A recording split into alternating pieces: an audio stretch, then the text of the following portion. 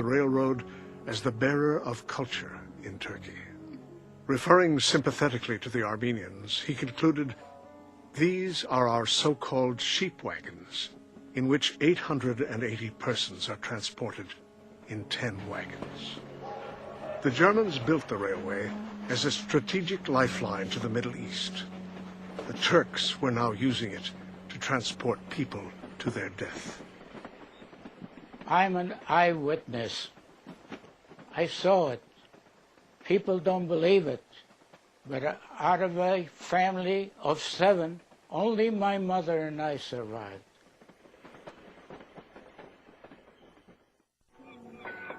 I was born in Bandırma, near the site of old Troy. They said, the soldiers told us, the Turkish soldiers, that it was for our safety to move us. Well, they went street by street, you know, and they came and locked our doors and sealed it and took the key away with them. And they put us in boxcars. Train took us as far as Afyonkarahisar. From there again, they put us on the train and we went all the way somewhere near Konya in the interior of Turkey. There were many, many exiles from different cities of Turkey. We had to walk after that. I saw with my own eyes a poor neighbor of ours from Bandırma. She couldn't walk anymore, and they took hold of her and threw her into the burning fire. And my father's first cousin, Der Hagopyan, lost his mind in front of us.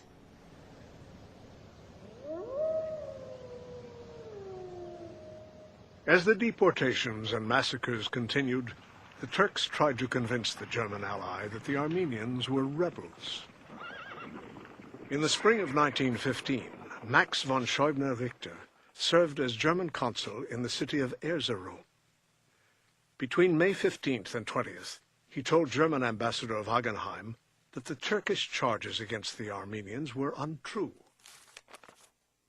All house searches ended without finding any incriminating evidence. No bombs or anything like bombs could be found. Scheubner-Richter refuted official Turkish and German propaganda that the Armenians were rebels. When he provided bread to the Armenian refugees and tried to protect them, General von Schellendorf objected. Fearing for his life, Richter later started to carry an extra revolver. Wagenheim ordered a response. The Armenians had started the trouble, he said. The Ottoman government was merely protecting them. This argument, Gedankengang, was to be the new official German line on the massacres. Thus, it was the German government who initiated the denial of the Armenian Genocide and formulated the major denialist argument which is promoted up to our days. Germany had an interest in the Ottoman denial of the Armenian Genocide because any disinformation would also diminish the question of German responsibility and participation in the crime. On July 16th, Wagenheim required that reports be produced showing that Germany was not responsible in any way for the massacre of Armenians.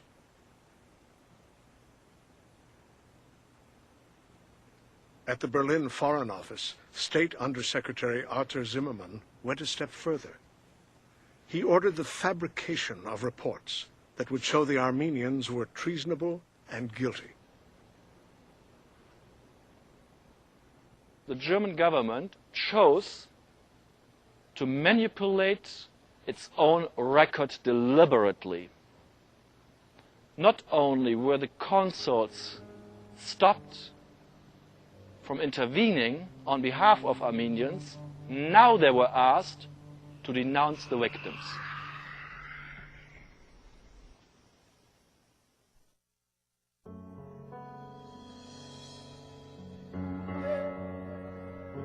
The Ottoman program was centrally coordinated.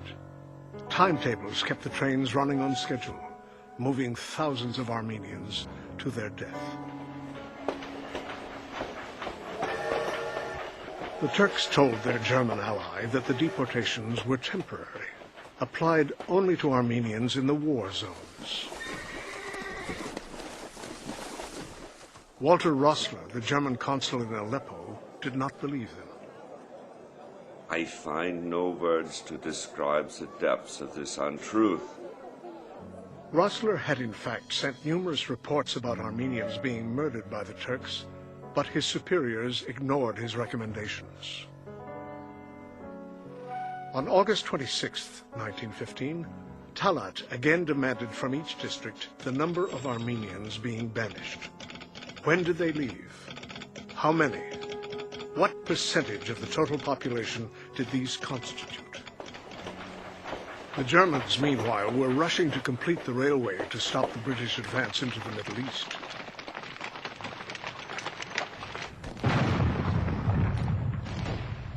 As the World War raged, German and Turkish interests were diverging.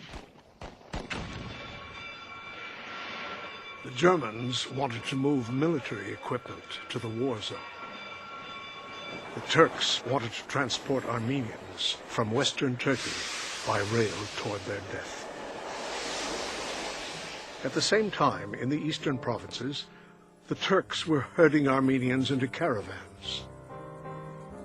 Thousands of towns and villages were emptied of Armenians. The columns of Armenians on foot and by rail met at the Taurus Mountains. Many were forced to build the railroad. Their labor would hasten the trains moving their compatriots to extinction. En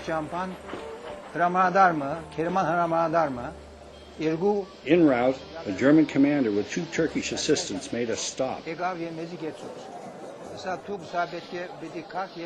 He said, "All of you have to come and work on this road." We said that we could not do it. We were city folk. We were not villagers able to work. It's impossible. So he beat many people with his cane. He hit my mother with a cane. She almost lost consciousness. Stories of German complicity and responsibility in the Armenian Genocide circulated among both Turks and Armenians.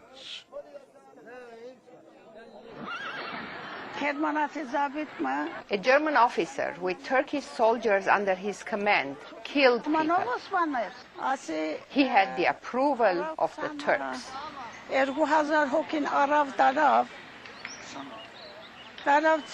He led